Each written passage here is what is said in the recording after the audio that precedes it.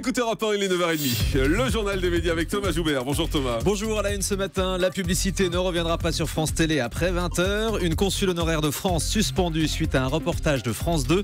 Et Rachida Dati continue de s'en prendre à Élise Lucet.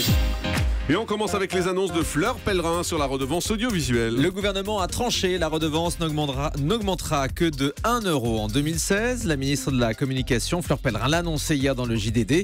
Et la publicité ne sera pas de retour après 20h sur France Télé. Fleur Pellerin a entendu les arguments des groupes privés qui craignaient une déstabilisation du marché. Pour financer l'audiovisuel public, le gouvernement va augmenter la taxe que doivent payer les fournisseurs d'accès à Internet. Elle passera de 0,9 à 1,2% de leur chiffre d'affaires. C'est une déception toutefois pour la nouvelle patronne de France Télévisions qui réclamait fromage et dessert, c'est-à-dire hausse significative de la redevance et retour de la pub après 20h. Delphine Ernotte qui a réagi sur son compte Twitter en taclant ses décisions. Alors fromage ou dessert, finalement, c'est régime. Elle ajoute: je n'arrêterai jamais de me battre pour France Télé. La nouvelle présidente de France Télé qui affirme qu'elle n'a rien contre la télé-réalité. Delphine Ernotte a aussi accordé une interview à TV Magazine ce week-end dans laquelle elle explique qu'elle ne voit pas pourquoi la télé-réalité serait bannie de France Télévisions si elle ne porte pas atteinte à la dignité humaine. En revanche, elle explique qu'il n'y aura jamais de place pour les programmes trash. Et puis une consule honoraire de France suspendue suite à un reportage de France 2. Un reportage accablant réalisé à Bodrum en Turquie d'où partent depuis plusieurs mois les migrants vers la Grèce. On a découvert dans le 20h la consule honoraire de France sur place qui tient également un magasin où elle vend du matériel pour aider les migrants à partir comme des bateaux pneumatiques ou des gilets de sauvetage. La femme interrogée en caméra cachée reconnaissait qu'elle participait bien au trafic des réfugiés. Après la diffusion de ce reportage, le ministre des Affaires étrangères, Laurent Fabius, a aussitôt suspendu de ses fonctions la consule honoraire. Rachida Dati ne décolère pas contre Élise Lucet. Suite de la polémique entre la députée européenne et la journaliste de Cash Investigation, Élise Lucet continue d'affirmer que Rachida Dati ne répond pas à la question de fond sur ses revenus évoquée dans le reportage de Cash Investigation. De son côté, l'ex-ministre a continué de s'en prendre à la journaliste. C'était vendredi sur LCI face à Gérard Leclerc. Et moi, je ne vais pas lui répondre. Vous savez, la suspicion jetée par des journalistes qui veulent exister en créant des polémiques gratuites, vous savez, ça discrédite votre profession et ça décrédibilise les politiques. Moi, je n'ai de compte à rendre qu'à mes électeurs et aux autorités publiques. Mais c'est tellement facile de jeter le soupçon sur quelqu'un comme moi.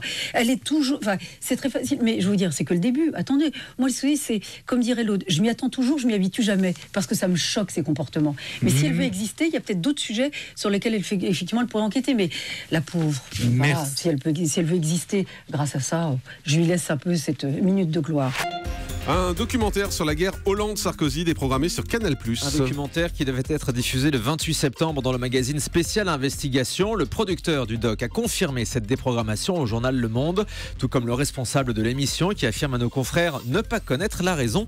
La direction de Canal+ ne s'est pas exprimée. Une déprogrammation qui intervient après la censure d'un précédent documentaire sur le Crédit Mutuel qui avait été exigé cet été par Vincent Bolloré. Une nouvelle directrice adjointe nommée à iTélé. Vincent Bolloré toujours poursuit les remaniements dans sa chaîne d'info prochainement renommée CNews.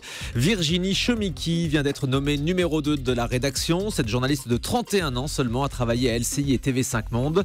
Sa nomination fait de nouveau des remous en interne. Le Point rappelle ce matin que la jeune femme avait postulé pour intégrer la rédaction d'ITélé l'an dernier, mais qu'elle avait été recalée.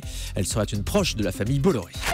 On connaît le nom du prochain invité de Rendez-vous en Terre Inconnue. L'acteur Clovis Cornillac s'est envolé samedi matin avec Frédéric Lopez pour un voyage de 15 jours dans une contrée lointaine. On ignore la destination précise. Clovis Cornillac qui succède à Arthur qui s'était rendu la dernière fois au Pérou.